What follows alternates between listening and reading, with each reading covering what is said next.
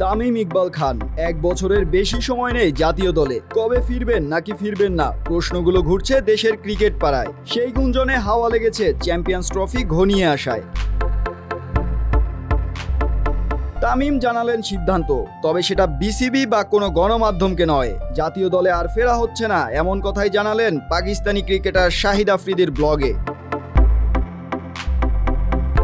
৩ December রাতে শাহিদ আফ্রিদি জামাতা শাহিন শাহ আফ্রিদিকে নিয়ে আফগান খেলোয়াড় মোহাম্মদ নাবির আমন্ত্রণে নৈশভোজে অংশ নেন। তাদের সাথে ছিলেন তামিম ইকবালও। পুরো আয়োজনটি ব্লগ করেন শাহিদ আফ্রিদি। সেখানেই তামিমকে প্রশ্ন করেন জাতীয় দলে ফেরা প্রসঙ্গে। প্রশ্নের জবাবে তামিম বলেন, জাতীয় দলে আর খেলছি না।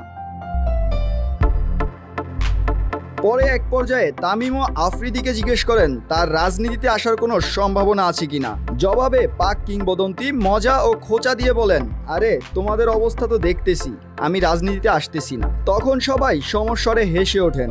আফ্রিদির ব্লগে তামিমের এই চাঞ্চল্যকর মন্তব্যে প্রশ্ন চলে আসে, দেশ সেরা ওপেনার কি নিজের আন্তর্জাতিক ক্যারিয়ারের ইতি টেনে ফেলেছেন, নাকি আবারও অপেক্ষা করছেন নতুন কোনো নাটকীয়তা।